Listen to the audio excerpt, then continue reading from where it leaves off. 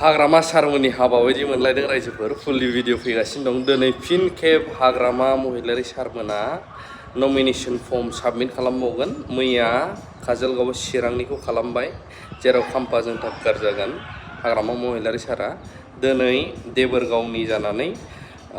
गावनि एरियायावहाय क'क्राझाराव नमिनेशन साबमिशन खालामगोन लोगोसे गोबांथार बहाय MCLA सारमोनबो फैगोन प्रकाश सारमोन आरो गोबां क'क्राझारनि थ' भिडिअखौ फुलुंलांबाय थागोन बिनि सिगां मोनसे बिराद गेदेर इम्परटेन्ट क'क्राझार थागिबिफोरा चिरांफोरनि थाखाय टप क्लास एपल'निफ्राय डक्टर लाबोनो थांगासिनो दं फैगौ 10 सेप्तेम्बराव भिडिअखौ फुनलायलाङोब्ला बुजिगोन बिनि उनाव आं बेयाव थांगासिनो दङ आं प्रपारैहाय खिन्थानानै होनो गोसो जाबावो बे जाहैबाय मेडिक्युर बेवहाय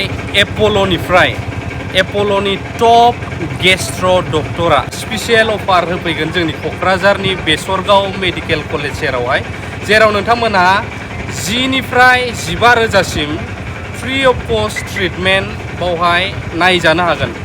आरो मोननो हागोन मानो होनोब्ला 1 कौटिनिबो बारा बेसेन बा दामनि मेसिन मोनसे बाव लाबोगोन मेडिक्युरावहाय बेवहाय जेराव नोंथांमोना गेस्ट्र'नि एनि प्रब्लेम स्टमाकनि उदैनि डिजिज जायफ्रा गेस्ट्रिक आलसार दं सोरहाबा केन्सार उदैयावहाय बायदिसिना एक्सेट्रा ना दा जों प्रपास थागोन सिङावहाय बैफोरबायदिया फैगौ 10 सेप्तेम्बराव नैबे अपरचुनिटिखौ मोननो थाखाय नोंथांमोना दानिफ्रायनो होनाय कन्टेक्ट नाम्बाराव बुकिं खालामनानै ला क'क्राझाराव प्रपार प्लेस जाय दा गोदानै जोंहा बेसरगावआव मेडिकेल कलेज जादों बिनि सेरावनो देबोरगावनिफ्राय फैयोब्ला फार्स्ट गेटनि सेरावनो नैबे मेडिक्युर फार्मासिखौ मोननो हागोन टाइमिंआ बिथांमोना फोरमायनाय बायदिब्ला फुंनि 10 बाजिनिफ्राय बेलासिनि 2 बाजिसिमनि गेजेराव नोंथांमोना मोननो हागोन डक्टरखौ बेनि बारोबार मोननाय नङा दै आरो मोनसे अपरचुनिटिया बेब्लाव नोंथाङा जुदि न'खरनि सोरबा बेरामिखौ लाबोदों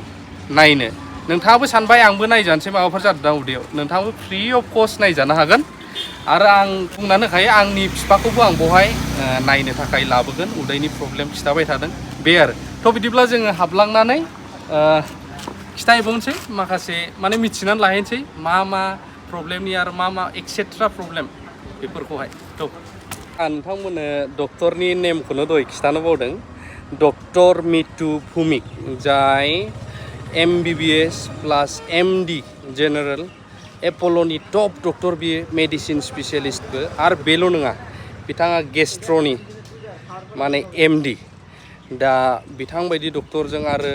गोबां जोंनि आसामाव गैयायानो होनजायो 1 कौटि प्लासनि मोनसे मेसिन जायजों नोंथांमोनखौ ट्रिटमेन्ट खालामगोन नायगोन बे सुबिदाखौ दानागार क'क्राझारनि दाब दाब जायगा चिरांनि बाक्सानिफ्रायबो जायफ्रा गोसो गुदुं उदालगुरिबाबो थाफैनानै नायफैजानो हागोन आरो ना बाव टाइमिंआ खिन्थु बिराद सर्ट टाइम बारोब्ला डक्टरखौ लोगो मोनफैनाय नङा आरो गोबांथार बेमार दंदेरबावो बेखौ आं प्रपारै बाव थायो जाय ब्रादार बिनिफ्रायनो आं नोंथांमोननो फोरमायनानै होगोन वेलकाम दिनै आं नोंथांमोननो फोरमायनो सानदोंखि जोंनाव 10 तारिखआव डक्टर फैनो नागिरदों गुवाहाटि एपल' हस्पिटालनिफ्राय बिनि नामा जाहैबाय मितु भौमिक एपल' हस्पिटालनि सबसे सिनियर मस्ट डक्टर बे जाहैबाय ओमफ्राय जोंनाव 10 तारिखआव फैगोन 10टासोआव ओमफ्राय बे डक्टरा नायो माने बिदिनो जायखिजाया उदैनि प्रब्लेम जेनेबा गेस्ट्रिक आलसार हक लिभारनि प्रब्लेम हक ओमफ्राय जेनेबा स्टमाक केन्सारानो जा नङाबा कलन केन्सार मेरला उदैनि बिदिनो बेरामफोरखौ नोंसोर नायजाफैनो हागोन डक्टरजों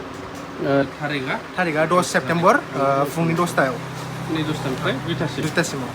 आं नोंथांमोननो नैबावहाय प्रपार फनावनो देखायबावनोसै मा टेस्टआ जागोन नै बेफोर